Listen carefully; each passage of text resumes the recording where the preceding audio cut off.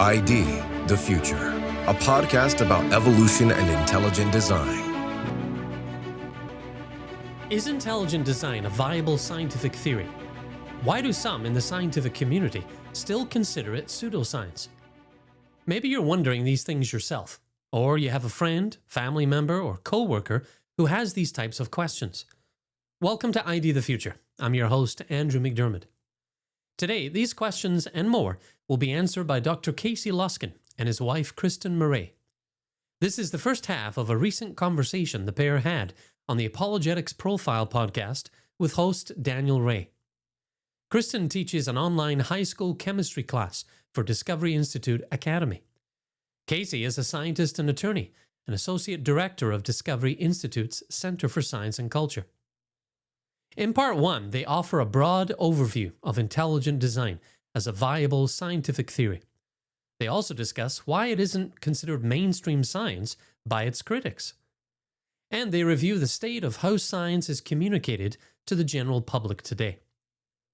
As the conversation begins, Kristin explains how she became interested in science and how she gets her students interested and motivated to explore the wonders of chemistry.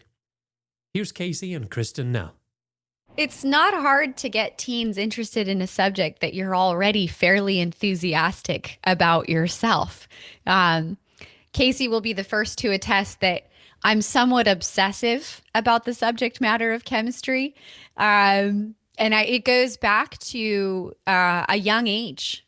So I think I was just sharing this actually in another podcast I did recently, going back to my high school days, Daniel, I absolutely loved chemistry at an early age and devoured it. And actually have shared the story that I actually got in trouble in my chemistry class because comically, I did not pay attention in class. I kind of tuned out the instructor and the discussion and so forth. And I had a chemistry textbook on my desk. And I just chose to dive right into the textbook during class and just read and study and practice problems. And so the instructor one day pulls me after class and he says, Kristin, I have noticed that you don't participate at all in class. And he said, I would like to know why that is. And honestly, Daniel, I'm not, and I wasn't the kind of student that was snippety or obstinate or difficult. I was the ultimate goody two-shoes, but I will never know what came over me that day. But I basically very presumptuously commented, well, do you really want to know? To which he said, yes, I do want to know. I said, I don't think that you lecture very well. Oh my gosh. That's a good way to start a science career. I mean, I don't know on what authority I made this accusation. I have no idea on what point of comparison I made this point, but I felt absolutely terrible because this is one of these terrific science teachers that taught multiple subjects and ran all kinds of extracurricular activities, not the kind of person that you would ever want to say something like that to. But I think I only share the story as a glimpse into the fact that when I teach students now, I can barely contain myself with the way that I approach the subject matter because I do like what I teach. And it naturally just kind of bubbles over, when I'm teaching them because I like this subject. I want them to understand it, Yeah. That's awesome. How old were you when that happened? Probably in 11th grade. Okay. Yeah. I've taught middle and high school, and I've had students just like that. Mr. Ray, we love you, but sometimes you get a little long-winded or, and 12 and 13-year-olds don't quite know how to package it with gentleness. And so you're like, yeah, they're pretty honest, and they'll tell you exactly how they feel about things. So you're like, ooh, that's a great pedagogical tool, is to put your knowledge before teens and preteens to see how it flies. But Casey, as you know, I'm in the Discovery thing for the summer, and I'm thinking about C.S. Lewis, of course. And one of the things that I learned from Lewis when I studied him in grad school was kind of what Kristin was alluding to here, that there's a need as a teacher and as a communicator of science, not to, you hear the phrase, we all hear the phrase, dumb it down, right? We're dumbing stuff down or something. We have to dumb it down for people. But I think with Lewis's approach to understanding language and trying to convey difficult concepts, his whole idea was translation. So we're not dumbing it down. We kind of have to know two languages. We kind of have to know the language of our audience, and we kind of have to know, obviously, like Kristin, to be passionate and knowledgeable about the subjects that we're teaching. And so in your field of communicating science to people, do you find that to be true, that you're translating difficult concepts into a way that can enlighten people and interest people in this subject? It's a constant battle to try to translate the science for a popular audience, Daniel. Let me tell you, because on the one hand, you want to be accurate. You want to get things right, okay? On the other hand, you want to make sure people can understand what you're saying. And so we walk this balance constantly of trying to figure out, how can we communicate science in a way that is accurate and you're not making mistakes or, fudging the information, but also packaging it in a way where the public can understand it. And this is not a problem that is unique to folks in the intelligent design, sort of evolution issue. I think that people all over the scientific community come up against this and really have to think hard about, okay, how can we discuss and talk about science in a way that is both accurate and comprehensible. And it takes a lot of practice, a lot of time, frankly, and I don't always get it quite right. I do my best. But I think that this is a problem that a lot of folks have all through the scientific community. Yeah, it's a very, very important topic that you've raised there. This actually gets talked about a lot in science. If you go to, science conferences, big research conferences from scientific societies, there will be a couple of breakout sessions on communicating science and talking to the public. And so this is something that actually the scientific community is aware of, and they have become, I think, more aware of in the last couple decades, the need to communicate science better to the public. I've got a story about this, by the way, we can talk about later, where I think the scientific community is not doing a good job of communicating to the public, but that's another story. Yeah, that's okay. No, this is a great topic because I think it involves all of us because we swim in a science culture. When I think of science communicators, I grew up with Carl Sagan. That's how I got interested in science myself, was Dr. Sagan when I was 12, watching Cosmos with my father.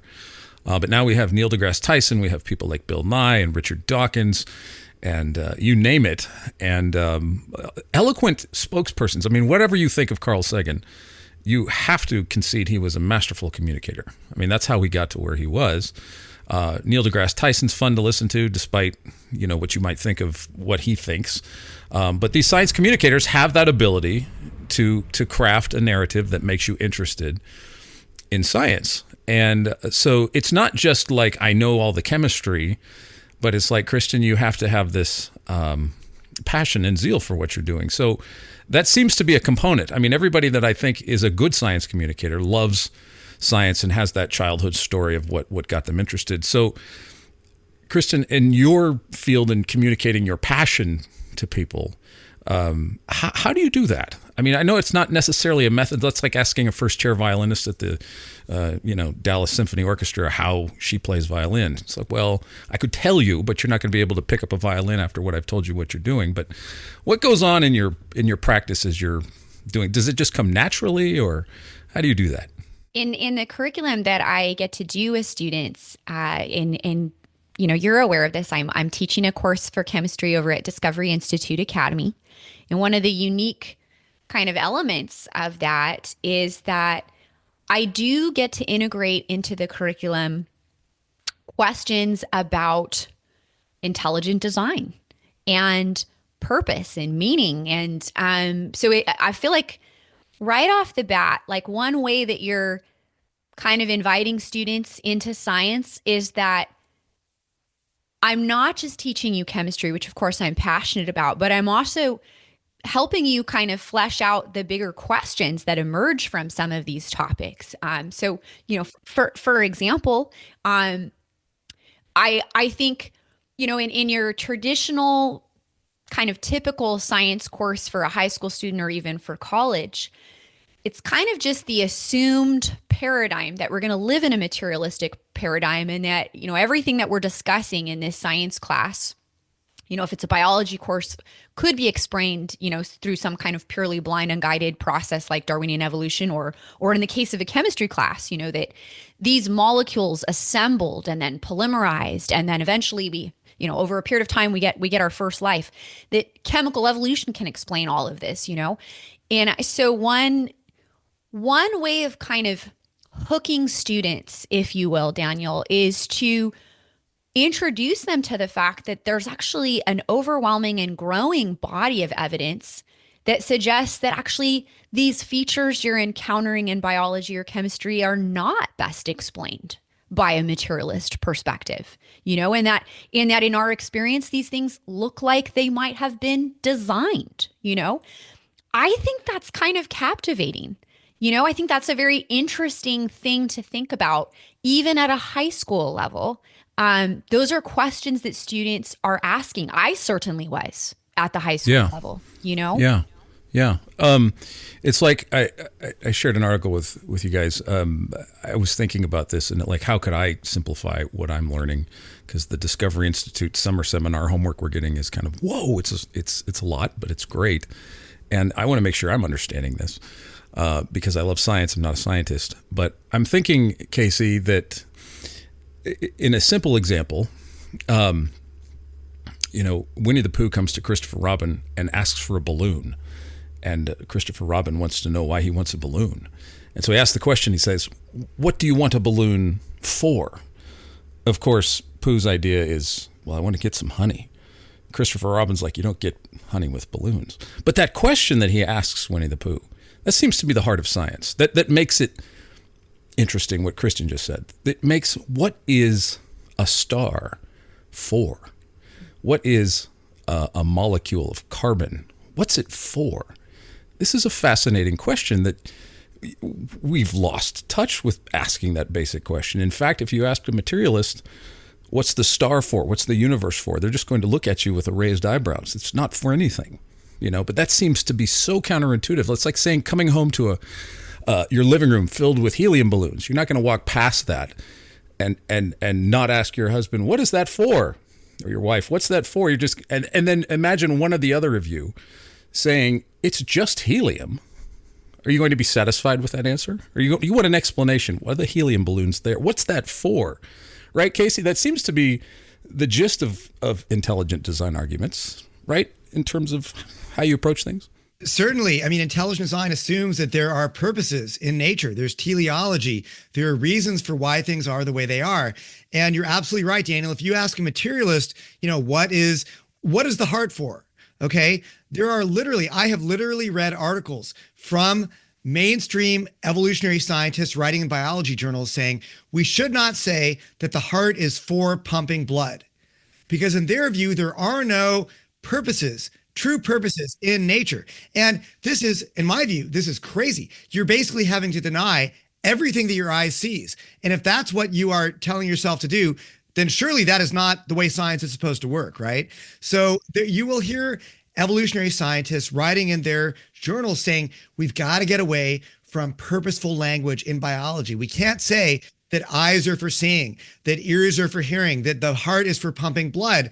And this is the fruit of materialistic thinking that has basically caused people, in my view, to lose the plot of what science is supposed to be about. And getting back to what you said earlier about those science communicators, I want to make a point about those guys since we're talking about materialists.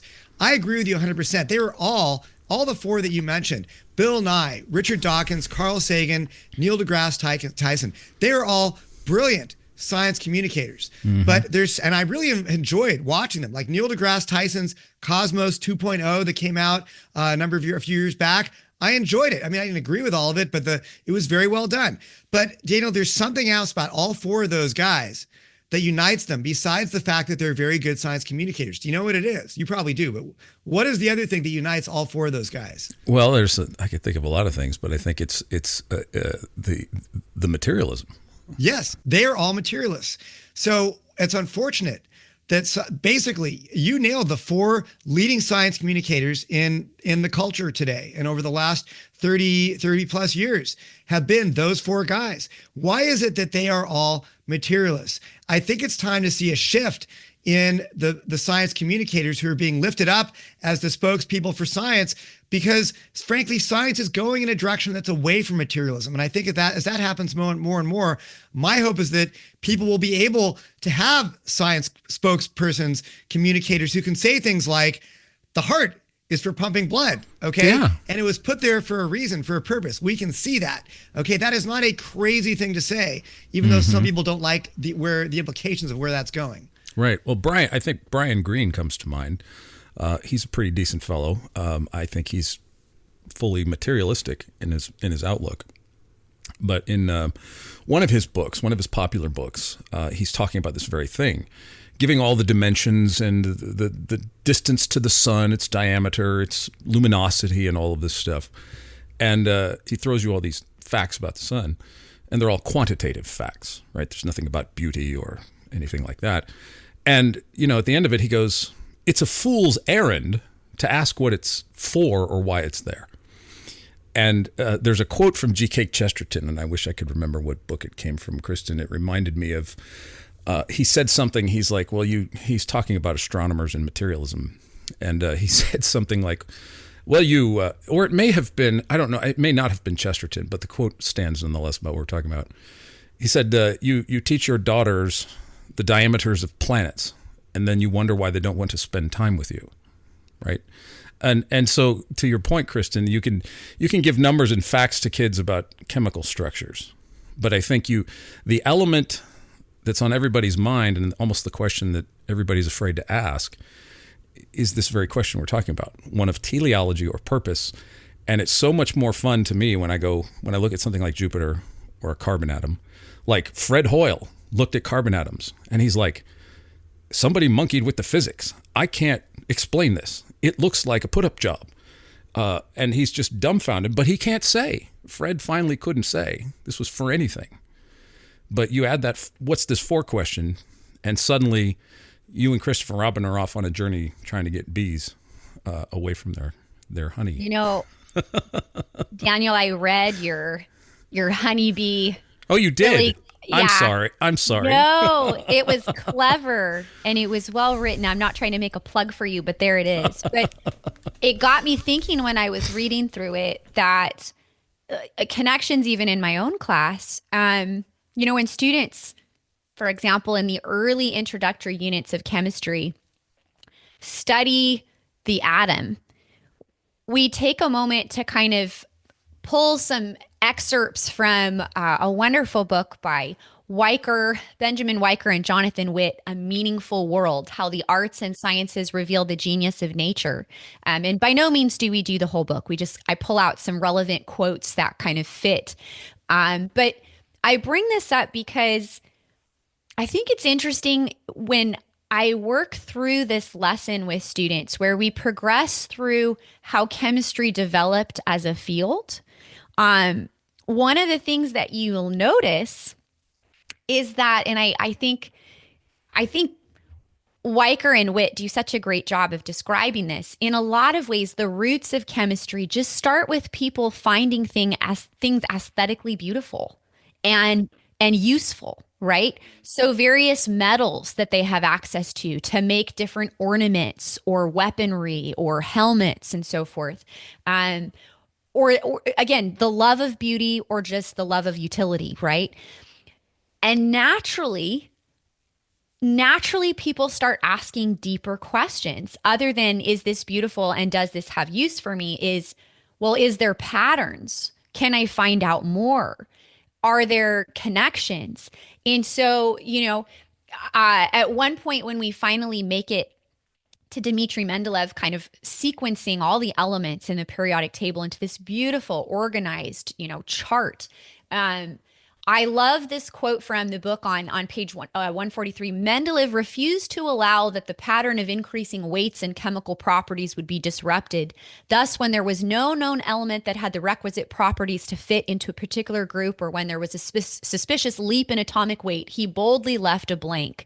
And I think that is in step with kind of, again, an approach that we're kind of trying to do with students, which is Yeah, we naturally start to suspect that there might be a purpose, a teleology, a pattern.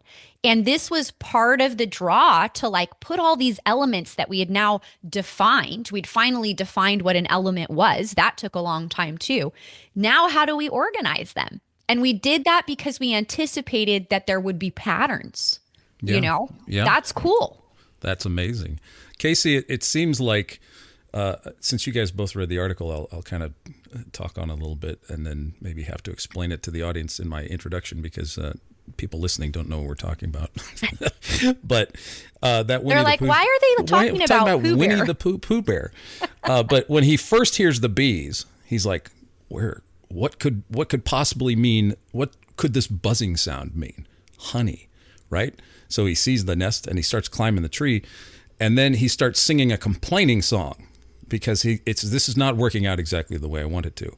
And so in some sense, I see materialism as trying to climb this tree, trying to attain the honey, but it's singing a complaining song because it's not being able to explain the stuff that is being discovered. So the better tools you build, I'm sorry, but you're not going to be able to keep your paradigm. If you want to build bigger space telescopes or better microscopes or delve into the nature of reality more, it just seems like it's an effort to maintain the materialist paradigm rather than to actually advance science.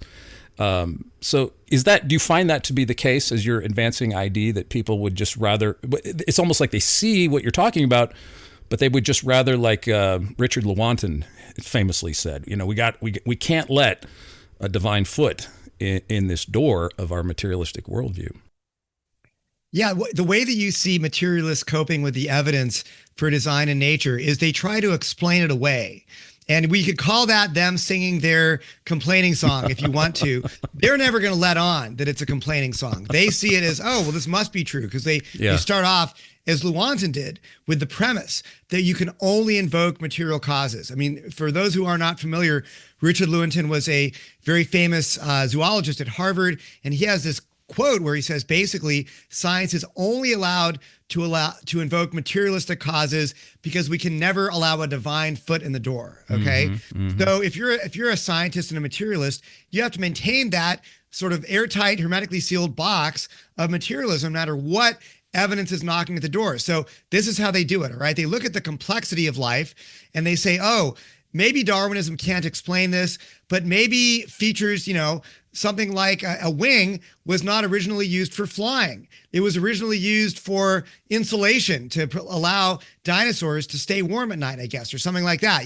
It just happened to be very well adapted for flying. The dinosaurs got lucky and then they were able to take to the skies. Or why does the fossil record not have these transitional fossils that are predicted by Darwin's theory? It's not because Darwin's theory was wrong. It's not because common descent is wrong. They will say, oh, it's because of punctuated equilibrium.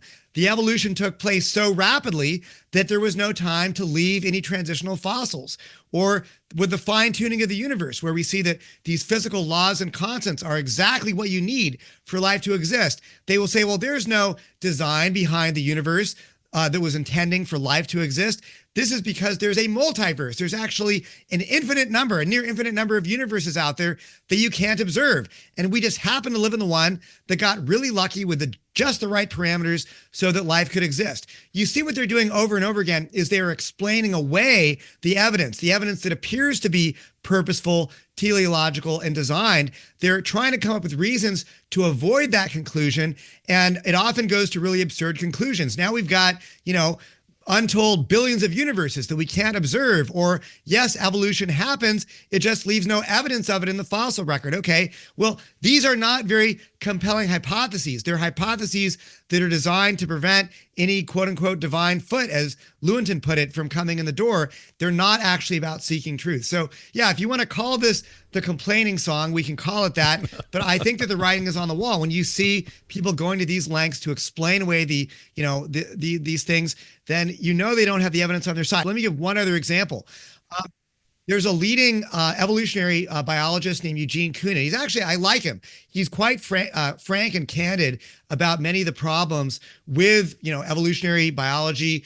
He's an evolutionist and I believe he's a materialist. So don't get me wrong. He's not a supporter of intelligent design, but he can be very open about this. Well, he wrote a paper years ago looking at the origin of life and said, look, the origin of life is basically so unlikely that he sort of invoked a multiverse type argument to explain how life got started. He basically said, look, the universe is so big, maybe it's way bigger than we think it is, okay? And so if the universe is way bigger than we think it is, then maybe the origin of life actually would be possible if we have a big enough universe that could allow enough chances for something so unlikely as the origin of life to take place in our universe, okay? So this is sort of like the multiverse version of explaining how the origin of life occurred. You're just sort of inventing probabilistic resources and opportunities, even though we don't observe them. You're just assuming they had to have been there in order for this highly, highly, highly improbable event to have happened. The possibility of intelligent design is never even allowed or considered. And that's where science is at today. Yeah, that's a nice synopsis there, Casey. Kristin, a lot of this stuff kind of, I know teaching high school, middle school, just goes over the kids' heads to some degree. I mean, every time it's difficult whether you're a parent or a teacher or what Casey does with intelligent design, dealing with the public. It's a hard slog to get people to do this. I had just a couple of weeks ago, I had given two sermons. I was a guest speaker at a church in Houston.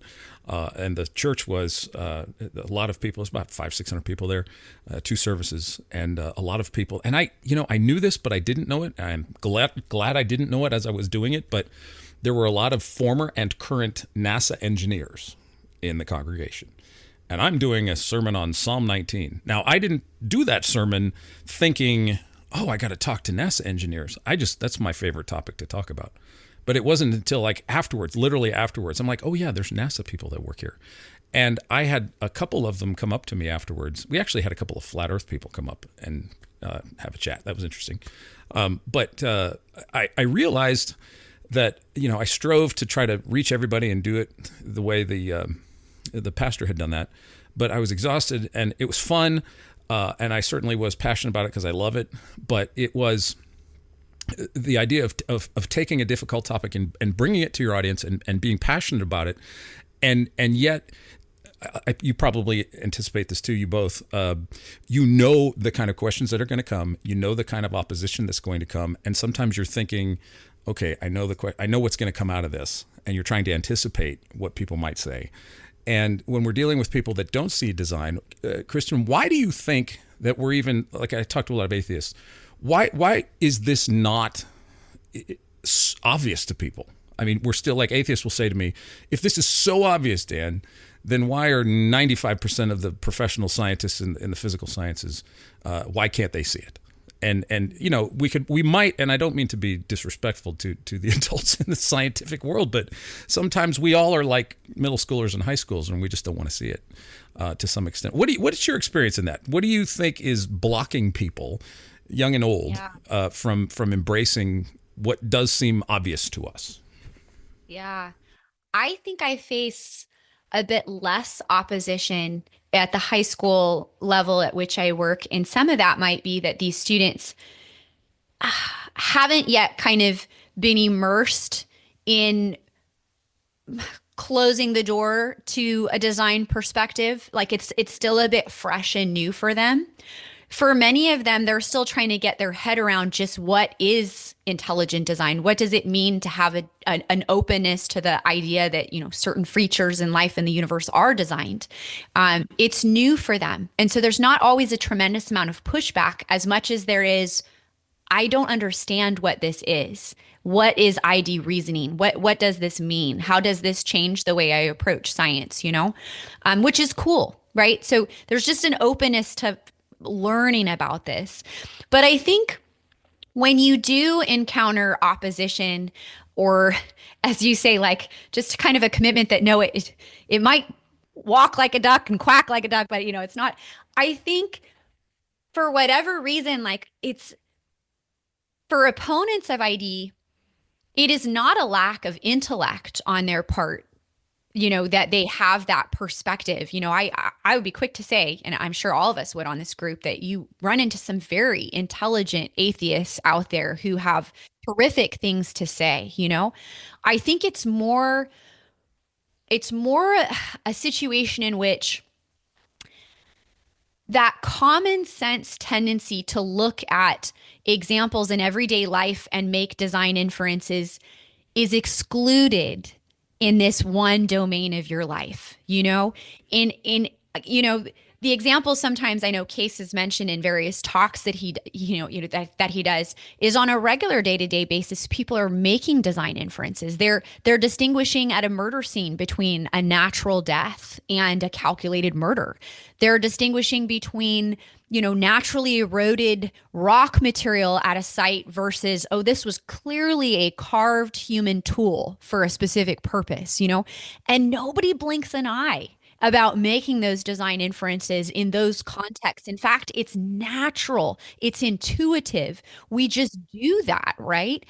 It's only when that highly educated atheists who, again, we're going to give them that credit that they are so, intelligent and well-spoken and so forth. It's only when they suddenly encounter that type of design reasoning within science that they just have to hit mute, I can't invite that into this discussion. The implications, I just don't want to go there. I'm going to hold out that there's a multiverse. I'm going to hold out that there's a chance, that this could have come about in a random process.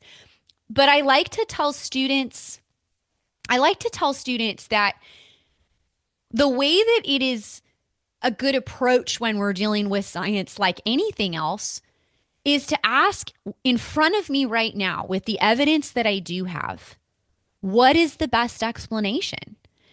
Is it to hold out for the multiverse or the, infinite amounts of time that we're eventually going to get this thing to come about, or does design make sense? That was Kristin Marais and Casey Luskin discussing the theory of intelligent design and the state of science today. Don't miss the second half of this conversation in a separate episode. We're grateful to the producers of the Apologetics Profile podcast for permission to share this exchange here. For ID the Future, I'm Andrew McDermott. Thanks for joining us. Visit us at idthefuture.com and intelligentdesign.org. This program is copyright Discovery Institute and recorded by its Center for Science and Culture.